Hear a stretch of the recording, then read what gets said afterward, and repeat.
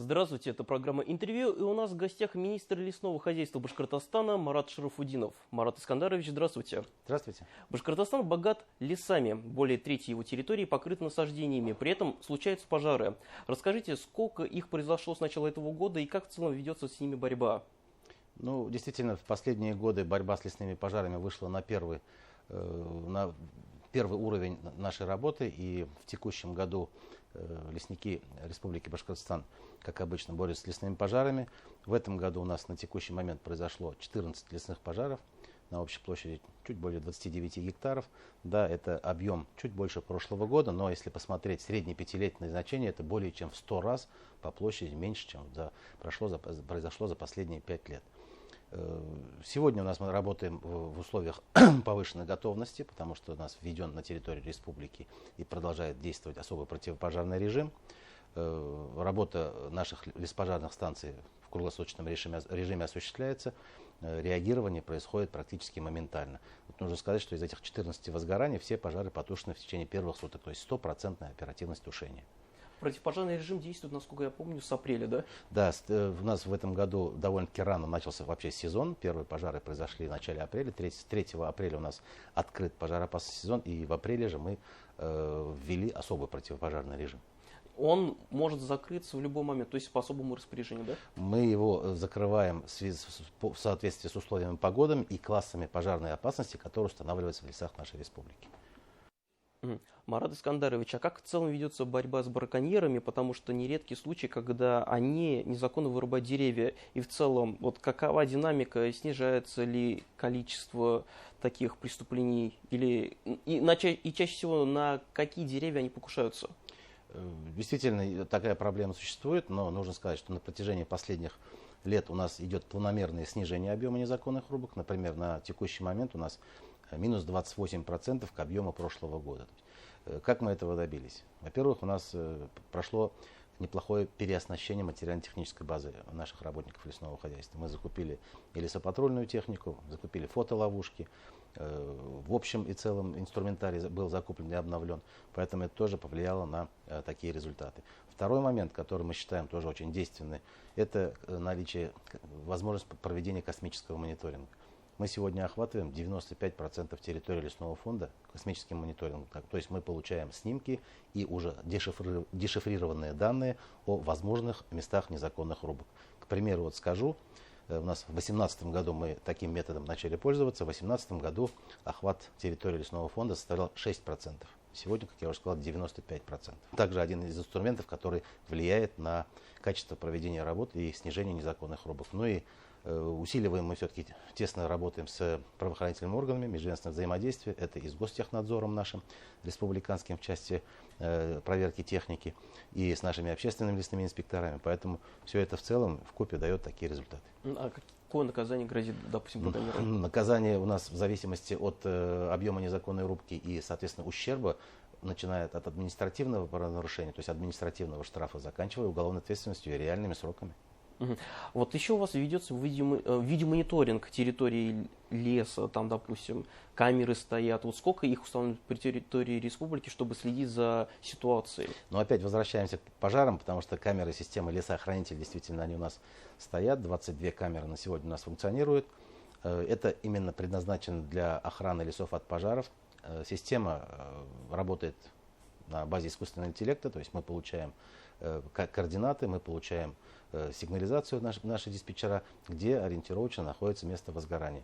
22 камеры, я уже сказал, они работают. Охват примерно около 2 миллионов гектаров наших лесов. Из этих 22 камер в этом году мы запустили еще 10. Как раз весной перед началом текущего пожароопасного сезона запустили еще 10. И до конца года мы планируем еще установить. Планомерно будем повышать охват этими видеокамерами полностью земель наших лесов Республики Башкортостан. Марат Искандарович, помимо наземного патрулирования, видеомониторинга ситуации на территории, как вы еще патрулируете? Беспилотники есть ли в наличии сейчас? Проводим мониторинг пожарной опасности в лесах по 4 уровням системы. Как вы уже сказали, это наземное патрулирование, видеокамеры, которые у нас работают, космический мониторинг, по которым мы получаем термические точки возможных мест возгорания, и авиационное патрулирование. Действительно, авиационное патрулирование мы проводим. На текущий момент мы уже налетали более 400 часов. у нас утверждены маршруты. На сегодня мы готовы поднять в случае необходимости до 5 бортов воздушных судов с местами дислокации не только в Уфе, они у нас дислоцированы в Зилаире, в Белорецке, Старо-Субхангулово, то есть наиболее тех районах, которые подвержены пожарной опасности. С точки зрения беспилотников, действительно, мы уже использовали беспилотники для мониторинга как лесных пожаров, так и незаконных рубок. Буквально в текущем году мы закупили еще 16 новых беспилотников, они тоже уже начали свою работу, то есть для патрулирования лесов. И до конца года ожидаем поступления еще 2 беспилотников. Это беспилотные системы хорошие нашей отечественной разработки, Геоскан 801, поэтому я надеюсь, они опять же дадут свой эффект в дальнейшем. Марат Искандарович, ваше ведомство, в том числе ваши подчиненные, занимаются еще лесовосстановлением. Расскажите, какая работа в этом направлении ведется? Министерство лесного хозяйства наиболее являемся теми людьми, которые явно являются лесоводами. Поэтому лесовосстановление – это приоритетнейшее направление нашей работы. Но Республика Башкортостан традиционно по лесовосстановлению находится на лидирующих позициях как в Приволжском федеральном округе, так и в Российской Федерации. Я уже сказал, что мы отработали предыдущие 5 лет в рамках федерального проекта сохранения лесов. И вот скажу там 2 цифры буквально. Мы за эти 5 лет в рамках проекта восстановили более 93 тысяч гектаров лесов. Это на 12,5% больше, чем мы вырубили за все эти 5 лет. Но в текущем году, конечно же, планы те же самые. Мы уже в принципе на завершающей стадии. У нас вот к концу октября мы завершаем лесокультурный период в целом и осенний лесокультурный сезон. Планируем завершить мы его где-то порядка 16 тысяч гектаров лесовосстановления. И в том числе искусственно наиболее такой финансово емкий и затратный способ, это где-то порядка 6,5 тысяч гектаров.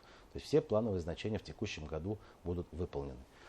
Применяется у нас как открытая корневая, саженцы как с открытой корневой системой, так и с закрытой корневой системой.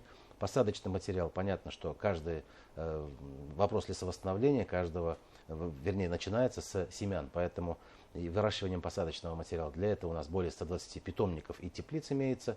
Мы вот выращиваем при наших необходимых объемах порядка 30 миллионов, мы выращиваем более 50 миллионов посадочного материала. Около 3,5 из них это закрытая корневая система. Это полностью покрывает потребности республики и арендаторов наших лесов. Ну и мы еще и реализуем за пределы нашей республики. Это в Челябинской области, Свердловской области, Оренбургской области, ну и ряд других субъектов. А какие деревья чаще всего вы занимаетесь? Я имею в виду высаживанием деревьев, какие именно породы? Ну, в основном это хозяйственно ценные породы хвойные, конечно же. Это сосна, ель и лиственница. Но при этом мы используем также ясень, березу, потому что спрос на фанерное сырье все равно есть и будет.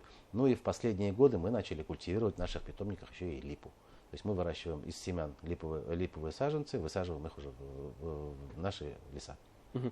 Скоро у вас профессиональный праздник, соответственно, День работника лесного хозяйства, и служба уже ведется, в целом службе уже много-много лет.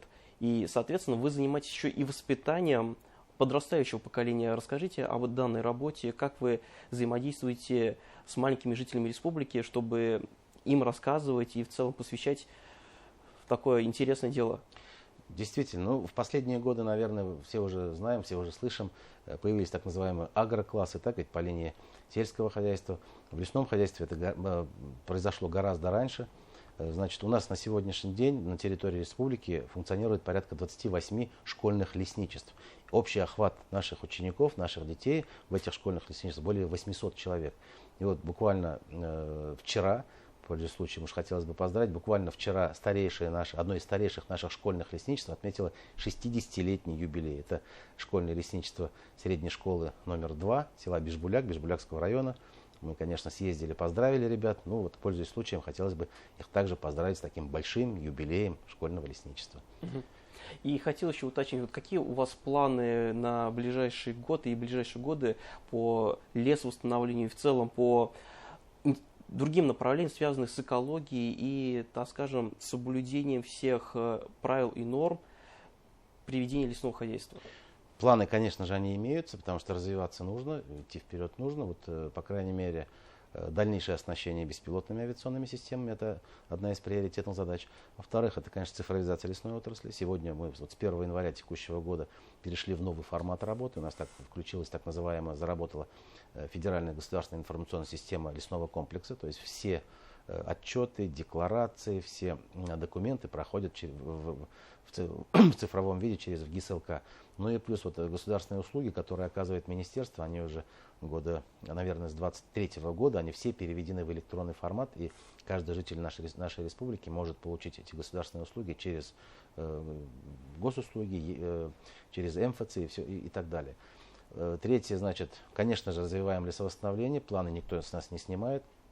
На следующий год запланировали мы строительство одной, будем говорить, теплицы автоматизированной, то есть с комплексами уже для выращивания саженцев закрытой корневой системы, с комплексами отенения, автоматического полива, с полями доращивания и так далее. Я думаю, что мы эту теплицу поставим, и она в одной ротации даст нам позволит выращивать более 500 тысяч штук саженцев. Две ротации, соответственно, 1 000 000 в год. Это тоже одно из направлений нашей деятельности. Что касается планового значения, у нас федеральный проект сохранения лесов, он остался до 30 года. Правда, мы работаем уже в рамках другого национального проекта, он называется «Экологическое благополучие». Поэтому планка нам поставлена до 30 года, не снижать баланс выбытия и лесовосстановления, то есть 112% мы должны достичь. Поэтому в рамках лесовосстановления работаем. Борьба с пожарами, еще раз говорю, одно из приоритетных направлений, тем более она находится на контроле у главы государства. У нас вот уже с 22 года, прошу прощения, установлены предельные значения возможных площадей пожаров. Вот, например, на текущий год по Республике Башкортостан мы не имеем права превысить площадь 3370 гектаров. И эта площадь ежегодно будет снижаться до 30 года. К 30 году мы должны двухкратно уменьшить такие площади. Ну и, соответственно, достичь стопроцентного реагирования, оперативности тушения лесных пожаров. Хотя, как я уже сказал, мы в текущем году пока идем со стопроцентной оперативностью. Вот в связи с этим, что бы вы порекомендовали жителям республики и как человек, который работает уже в данной отрасли уже много-много лет? Те,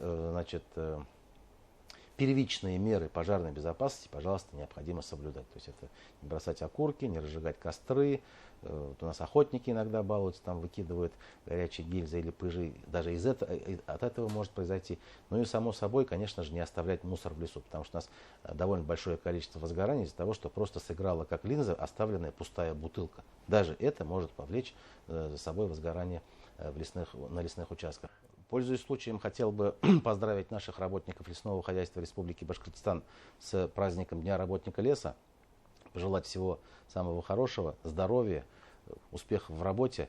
Опять же, хочется сказать большое спасибо нашим ветеранам, которые проработали в этой отрасли и в таком виде нам ее предоставили, наши леса. Ну и подрастающему поколению, в том числе вот нашим юным участникам школьных лесничеств, также дерзать, также учиться и пополнять наши ряды работников лесного хозяйства. Всех благ, всем здоровья, всем удачи. Спасибо большое за работу. Благодарю, Марат Искандарович, за беседу. А у нас в гостях, я напомню, был министр лесного хозяйства Башкортостана Марат Шарафудинов. Это была программа «Интервью». До свидания и до скорой встречи.